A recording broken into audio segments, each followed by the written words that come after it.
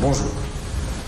Je rappelle que la dernière fois, on avait terminé la partie du cours concernant le chapitre numéro 1 qui porte essentiellement sur les modes de calcul des intérêts, à savoir l'intérêt simple ou l'intérêt composé.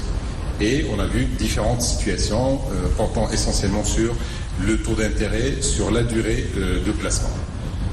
Bien. Alors, avant de passer au deuxième chapitre qui porte sur les annuités, nous avons jugé nécessaire et fort utile de traiter quelques exercices, je dirais typiques, ne sont pas de caractère trop général, mais typiques et intéressants, et qui va vous permettre de bien maîtriser les formules que nous avons déjà établies dans le cours. Et donc là, j'ai choisi 3 exercices. Alors le premier, sans tarder, je passe au premier, qui parle de la chose suivante. Nous avons un capital initial de 29 milliards qui est placé à un taux d'intérêt annuel de 4,8%.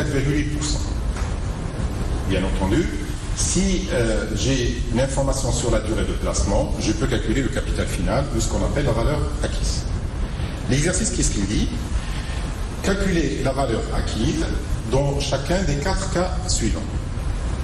Bien, alors le premier cas, la durée est de 10 mois. Le deuxième, la durée est 5 ans, avec une capitalisation annuelle des intérêts.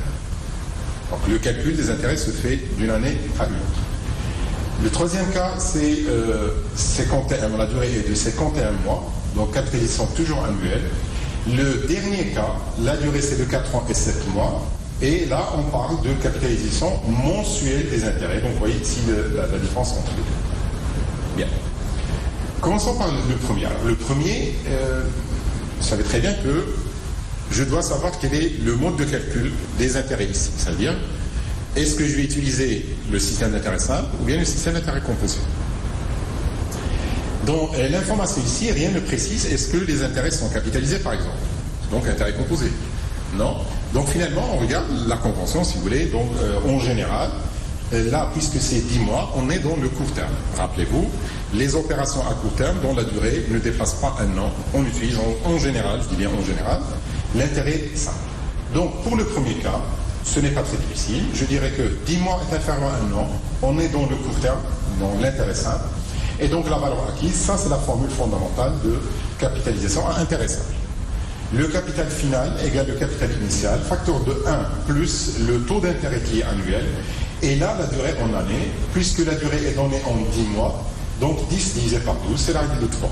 Si c'était en jour divisé par 360, et bien si c'est en année directe. Il faut que ce soit homogène, bien sûr. Et l'application numérique, donc 30 160. Le deuxième cas, on a parlé de quoi? De 5 ans avec une capitalisation annuelle des intérêts. Donc, alors là, je rappelle encore une fois, j'avais insisté l'autre fois, donc j'insiste encore une fois. Cette information-là, si vous voulez, pardon, cette phrase-là, elle contient 2 informations que j'ai écrites en 2 couleurs. D'abord, on dit les intérêts sont capitalisés. L'intérêt s'ajoute au capital, capitalisation des intérêts, et donc intérêt composé, par définition, automatiquement, indépendamment de la durée. Et la deuxième information, c'est que comment? Donc c'est annuellement. Bien. Donc, intérêt capitalisé, on me demande de calculer le capital final, c'est-à-dire la valeur acquise, j'écris la formule fondamentale de capitalisation à intérêt composé. Et du moment que c'est annuellement, ça veut dire que les paramètres I et N doivent être exprimés en année, I et N en année. Bien alors, tout est direct ici. Pourquoi? Parce que le taux d'intérêt c'est 4,8%, c'est annuel, et la durée c'est 5 ans, c'est direct. Donc il suffit d'appliquer là, de passer à l'application numérique.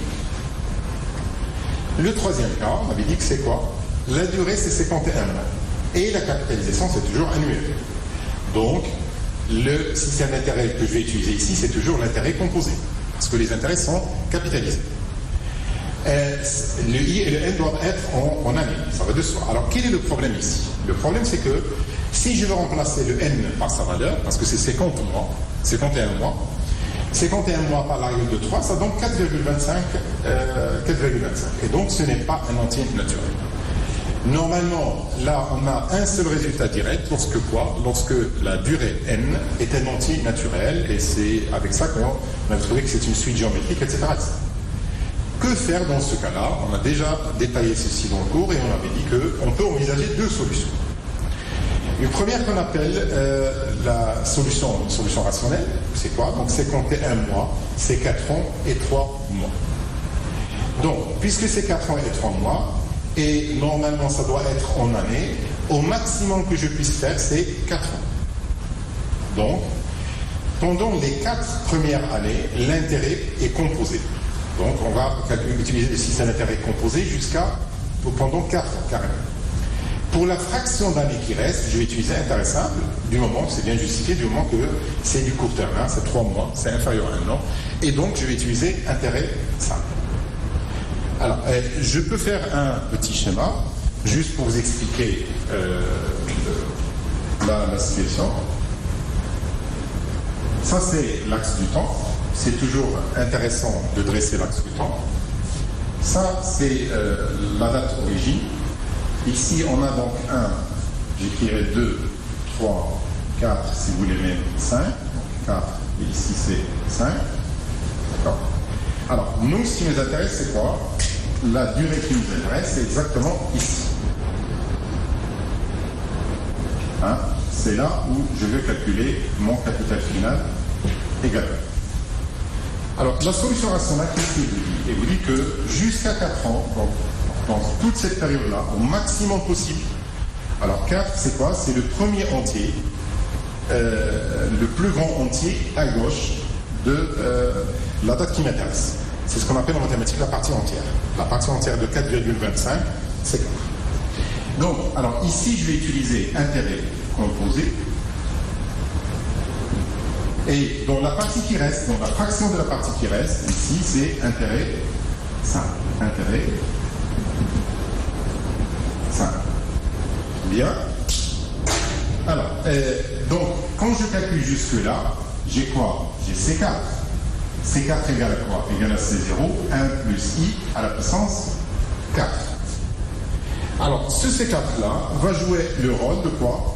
De capital initial pour cette durée-là qui reste, hein, c'est-à-dire 3 mois.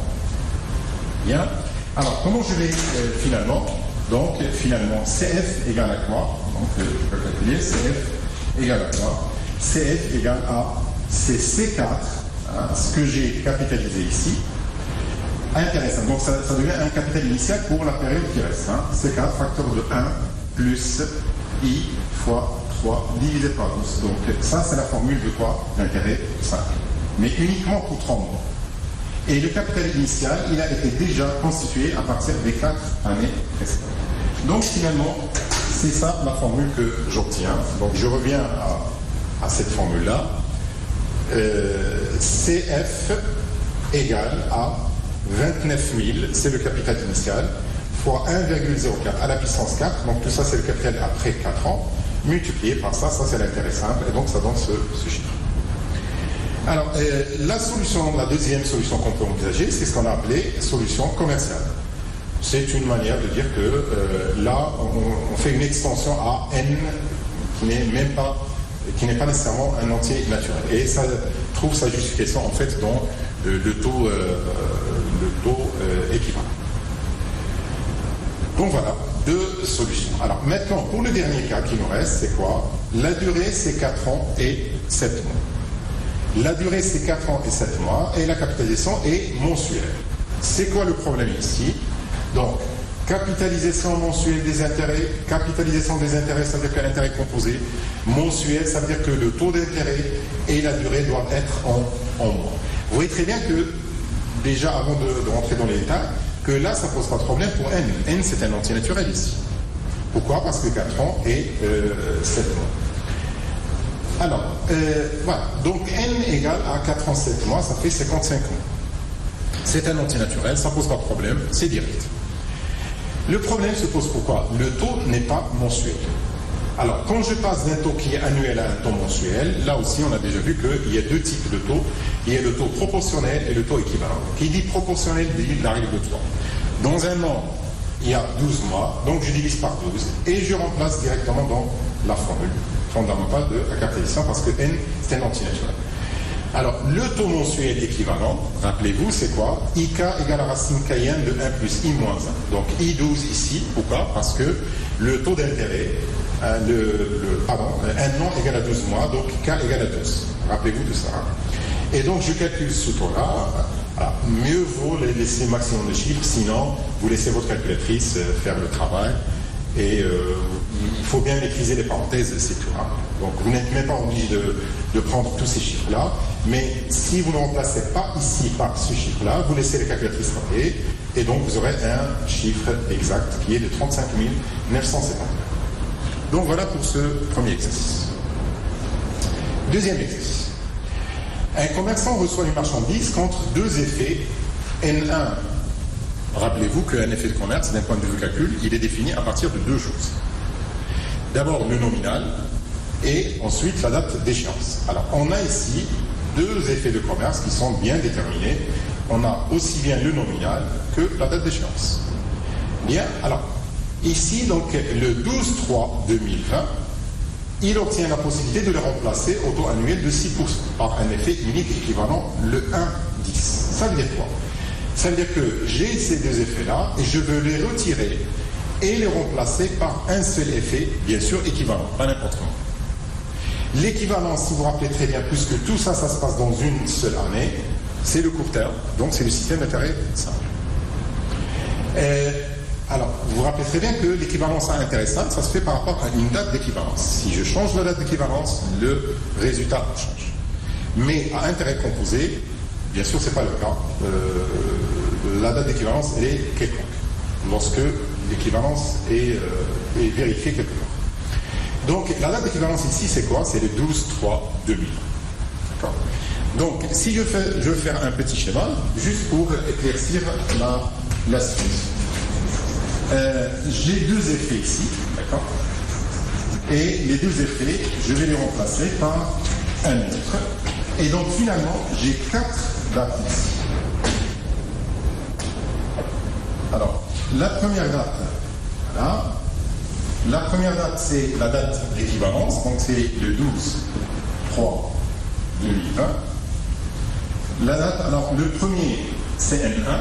Alors N1, c'est le 20 mai 25/2020. C'est la même année, juste pour gagner du temps. D'accord. Voilà. Alors le deuxième N2, le deuxième effet, c'est le 15 juillet. La même année, et le dernier, donc le nouveau que je veux calculer, donc nouvel effet, 3 égale à 3. C'est ça ce que je vais calculer, et je sais que la date d'échéance, c'est quoi? C'est le 1/10/2000. Bien, donc, ça c'est le nominal que je cherche. Égal. Voilà. Très bien, alors, l'actualisation se fait de la manière suivante, c'est que je vais capitaliser ça, actualiser, excusez-moi, ça va dans le sens inverse du temps, donc c'est une actualisation. J'actualise N1, j'actualise N2, le résultat que je trouve doit être égal à l'actualisation de ça à cette date.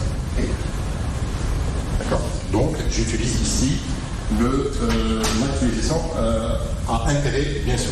Alors, d'un point de vue formule, qu'est-ce que j'obtiens? L'équivalence entre N3 et N1, N2, d'accord, s'écrit de la manière suivante. Voilà. Bien sûr, la date d'équivalence ici, c'est le 12/3.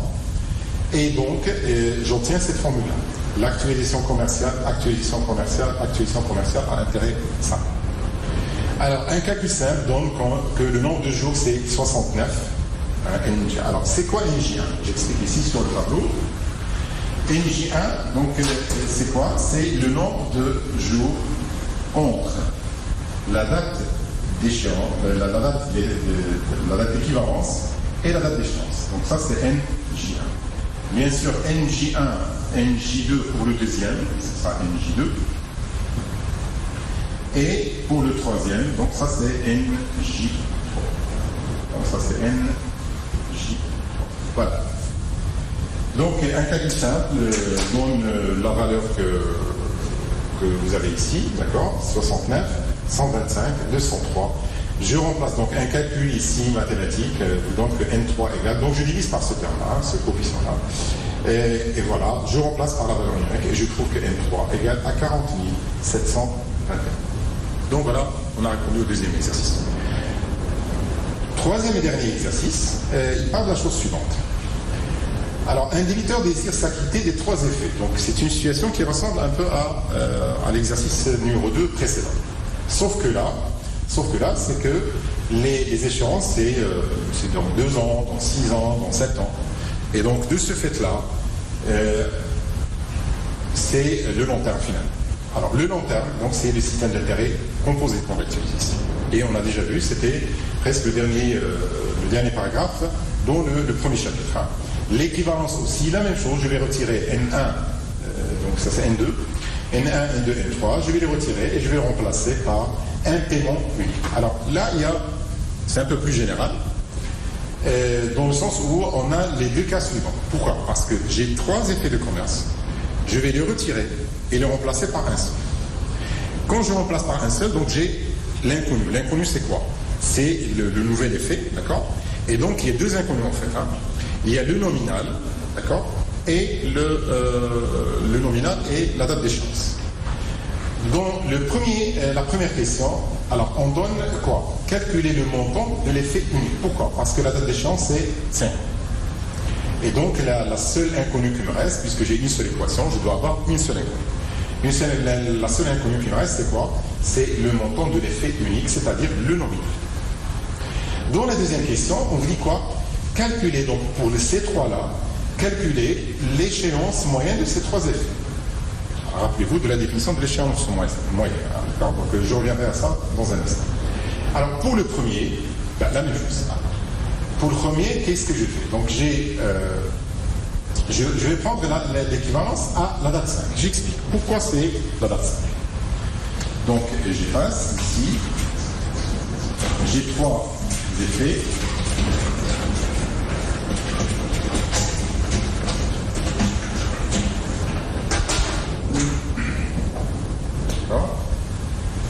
Toujours l'axe du temps.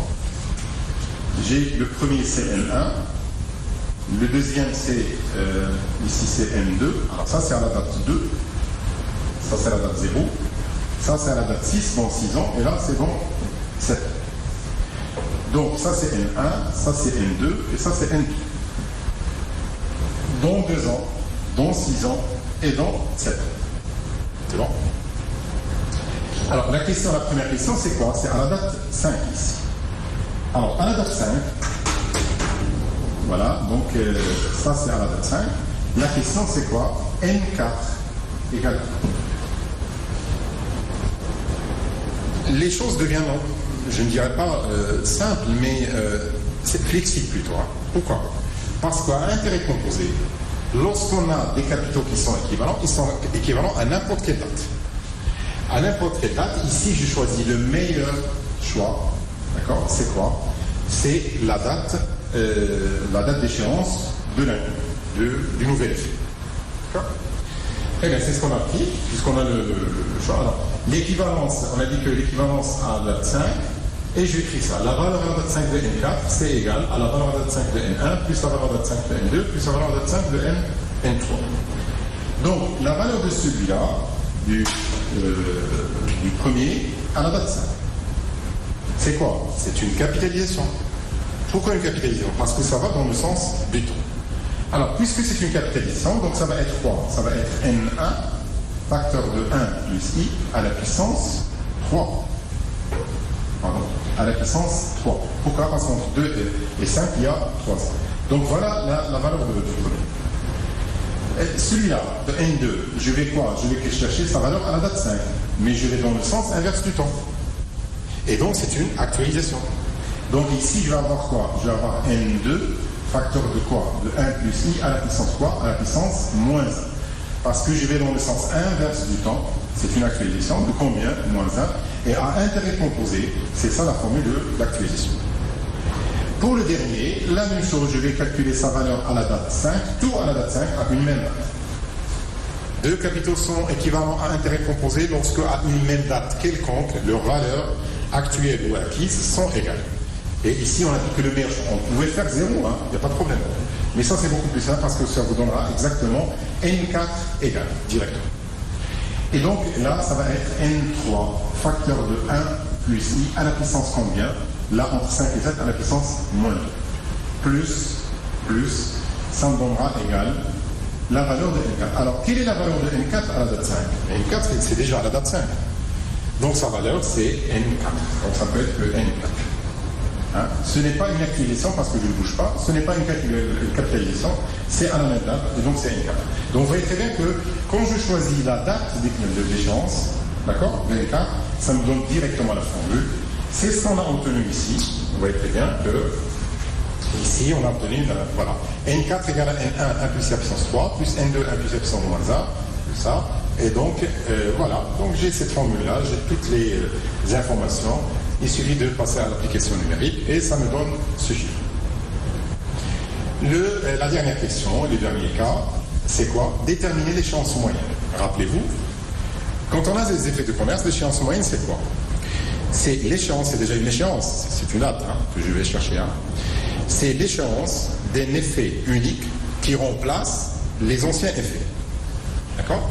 D'une manière, bien sûr, équivalente. Et donc, le nominal, c'est quoi? C'est exactement la somme. Bien, alors ça veut dire quoi? Ça veut dire que par définition de l'échéance moyenne, maintenant, on connaît le N4, contrairement à tout à l'heure. N4, c'est quoi? C'est N1 plus N2 plus N3, donc c'est ce chiffre-là, 93 800. Et donc, je refais le même travail. Sauf que ici, qu'est-ce que je fais ici? Ici, donc, je ne connais pas. Voilà, je vais garder bien sûr le même schéma.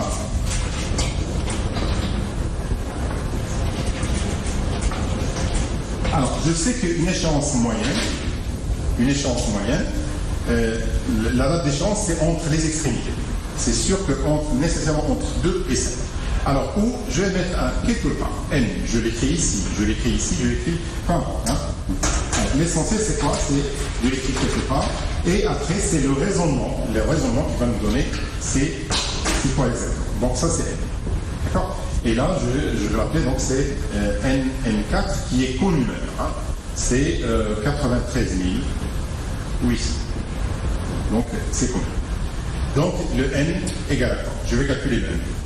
Alors, la même chose. Alors, ici, c'est plus simple parce que quand je dis N, supposons que je trouve N égale à 3. N égale à 3, ça veut dire que l'échéance de ce nouvel effet, d'accord, c'est quoi? C'est dans 3 ans. Donc, vous voyez très bien que la définition de N, c'est toujours à partir de 0.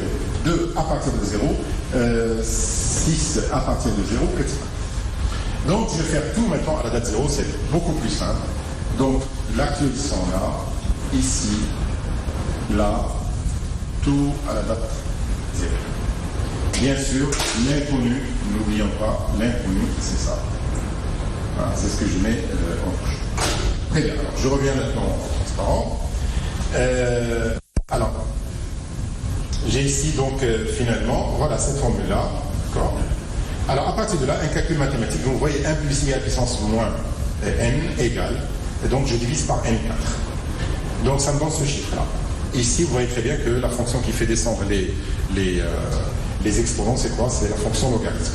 J'applique la fonction logarithme. Le ln de a à la puissance x, c'est x fois ln de a. D'accord? Donc, c'est cette formule-là que j'utilise, et finalement, je trouve que n égale à 5, etc. Bon, 15 000, ça, en année. Alors, ici, donc, qu'est-ce que je vais faire? Je vais le traduire en années, en mois, et en jours. Donc, un calcul simple, donc c'est 5 ans. 0, qui reste, 0, etc. Donc, ça, je vais multiplier par 12. Pourquoi? Parce que je vais passer de année à mois. Et un an égale à 12 mois. Donc, je vais multiplier par 12. Voilà, ça me donne 1 virgule. Donc, c'est un mois. La virgule, c'est quoi? C'est un mois. Je vais multiplier par 30 pour donner. Alors, on trouve 25 virgules, etc. En fait, et donc, on arrondit à 26. Alors, conclusion. L'échéance moyenne dans ce cas, c'est donc 5 ans, 1 mois et 26 jours. C'est bien entre 2 et 7. Et voilà, donc on a terminé pour aujourd'hui ces 3 applications et j'espère que vous avez bien compris tout le chapitre. Dans la prochaine vidéo, on va passer directement au deuxième chapitre, les invités. Et je vous remercie.